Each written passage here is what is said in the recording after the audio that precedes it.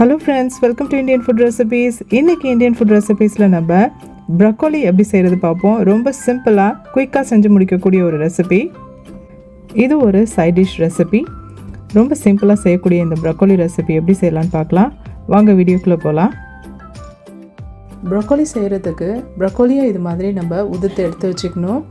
அதுக்கு பிறகு இதை நல்லா கொதிக்கிற சுடு தண்ணியில் கொஞ்சமாக உப்பு சேர்த்து அதை 2 நிமிஷத்துக்கு பாயில் பண்ணணும். ப்ரக்கோலியை சின்ன சின்ன துண்டுகளாக போட்டிங்கன்னா அது சீக்கிரமாக வெந்து போயிடும். அதோட டேஸ்ட்டே மாறிடும், கலரும் மாறி போயிடும். அதனால் கொஞ்சம் பெரிய துண்டுகளாக போட்டுக்கிறது நல்லது. ப்ரக்கோலியை ஒரு 2 நிமிஷம் பாயில் பண்ணால் போதும், அது சீக்கிரமாக வெந்துடும். ஒரு ஆஃப் பாயில் வந்த உடனே அதை ஸ்டவ் ஆஃப் பண்ணிவிட்டு அந்த தண்ணியை வடிகட்டிடணும். அதுக்கு பிறகு நம்ம நார்மல் டேப் வாட்டரில் தண்ணி பிடிச்சி அதில் ஒரு 4-5 ஐஸ் க்யூப் போட்டு வடிகட்டி வச்சுருந்த அந்த ப்ரக்கோலியை இந்த தண்ணியில் போட்டு நல்லா அலசி எடுத்துக்கணும்.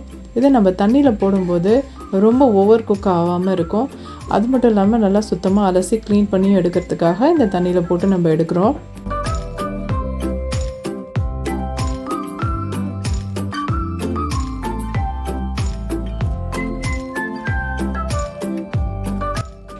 அதுக்கு பிறகு நம்ம வானலில் கொஞ்சமாக எண்ணெய் எடுத்துக்கணும். அதில் நல்லா சாப் பண்ண பூண்டு, பச்சை மிளகாய் இது 2த்தையுமே சேர்த்து அதில் நல்லா பொரிச்சு விடணும். அது கொஞ்சம் பொரிஞ்சதுக்கப்புறமா ஒரு சின்ன துண்டு அளவுக்கு இஞ்சி ஆட் பண்ணிப்போம். இஞ்சி ஒரு நல்ல ஃப்ளேவர் கொடுக்கும், அதுக்காக தான். சின்ன வெங்காயம் பொடி பொடியாக நறுக்குனது அதை இதோடு ஆட் பண்ணி நல்லா வதக்கி விடணும். அடுத்ததாக கேரட்டை ஆட் பண்ணிப்போம். கேரட்டை இது மாதிரி நல்லா நீல வாக்கில் வெட்டி எடுத்துக்கணும். அதையும் இதிலே சேர்த்து நல்லா வதக்கி விடணும்.